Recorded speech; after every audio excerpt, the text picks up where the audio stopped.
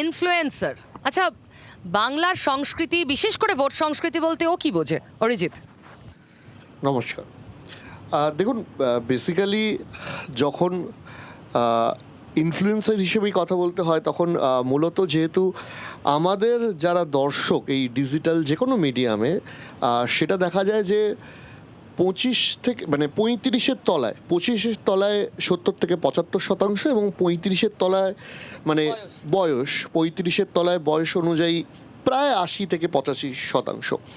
আমাদের একটা খুব খারাপ লাগা এইখানে যে এই যে ধরুন ভোট হচ্ছে, সেখানে কয়েকটা জিনিস যদি আমরা লক্ষ্য করি যে আজকে যে ডিজিটাল ওয়ার্ল্ড, সেই ফেসবুক, ইনস্টাগ্রাম, সেখানে যে কমেন্ট, সেখানে কিন্তু 2-3টে বিষয় লক্ষণীয়। প্রথম কথা, যে রাজ্য নেতাজি সুভাষচন্দ্র বসু থেকে আরম্ভ করে রাজনৈতিক সচেতনতা গোটা ভারতবর্ষকে শিখিয়েছিল, সেই রাজ্যে কিন্তু ইউথরা ধীরে ধীরে পলিটিক্যাল যে সিস্টেম আছে, সেটা apart from any political party, তাদের থেকে কিন্তু আস্থা কিংবা তাদের প্রতি বিশ্বাস, ভালোবাসা ক্রমশ কমে যাচ্ছে। এটা কিন্তু কমেন্টে দেখা যায়। এর কারণ হচ্ছে যে পলিটিক্যাল পার্টি যেগুলো রয়েছে, তারা সেই বিষয়টা তাদের কাছে সেই গুরুত্বটা তুলে ধরতে পারছে না, যেটার মাধ্যমে তারা বুঝতে পারবে যে এটা দিয়ে আমি হয়তো সমাজ, আমার রাজ্য, আমার ভবিষ্যৎ সেটা বদলাতে পারবো। দেবাশিস স্যার একটা কথা বললেন যে বাঙালিরা ভালো করছে, কিন্তু ঘটনাটা হচ্ছে বাইরে করছে। তার কারণ হচ্ছে যে বাংলাতে ভালো করার মতো যে পরিবেশগুলো দরকার হচ্ছে, হয়তো সেগুলো বাঙালিরা পাচ্ছে না এখানে। এবং আমি আরেকটা বিষয় গুরুত্বপূর্ণ ভোট নিয়ে যেটা আসতে চাইছি, যে আমাদের না এই যে বিভিন্ন সময় আমরা দেখছিলাম যে যখন ইউএসএতে ভোট হচ্ছে বা বিভিন্ন দেশে ভোট হচ্ছে, ফার্স্ট ওয়ার্ল্ড কান্ট্রিতে, সেখানে কোন ইস্যু বা কোন বিষয়ের ভিত্তিতে ভোট হচ্ছে আর আমরা কোন বিষয়ের ভিত্তিতে ভোট করছি, সেটা কিন্তু আমাদের কাছে খুব গুরুত্বপূর্ণ।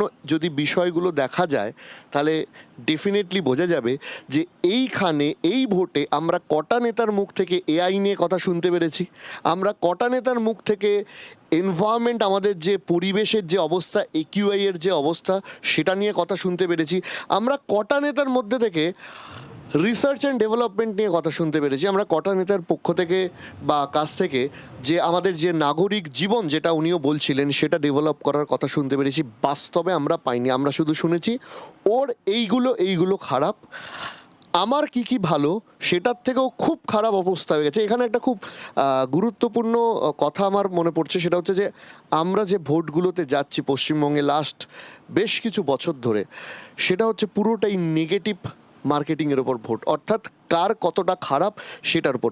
অর্থাৎ যে রাজ্যটা এককালে ভারতবর্ষকে নেতৃত্ব দিয়েছিল, যে বাঙালি এককালে ভারতের স্বাধীনতায় সবথেকে বেশি ভূমিকা নিয়েছিল, সেখানে কিন্তু এই যে ভোট, এটা একটা সার্কাসে রূপান্তরিত হয়েছে কার্যত। বিশেষ করে আমি যদি জেনজিদের কথা বলি, এবং জেনজিদের মধ্যে অসম্ভবভাবে একটা অ্যান্টি এস্টাবলিশমেন্ট যে মানসিকতা, সেটা দেখা যাচ্ছে। আমি কোনো সার্ভে, কোনো এগুলোতে যাচ্ছি না, সামনে ভোট, কিন্তু এটা বাস্তব যে তারা আমাদের ভোট সংস্কৃতি, তারা আমাদের এই যে পলিটিক্যাল কালচার, সেটার প্রতি বিরক্ত।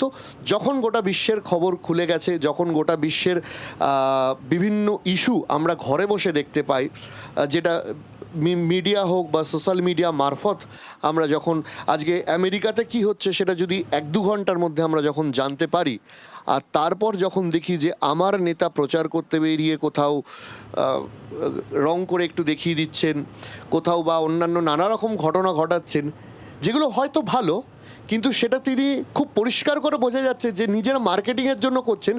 এই দিনটা বাদে উনি আর জীবনে কোনো দিন এটা করবেন না।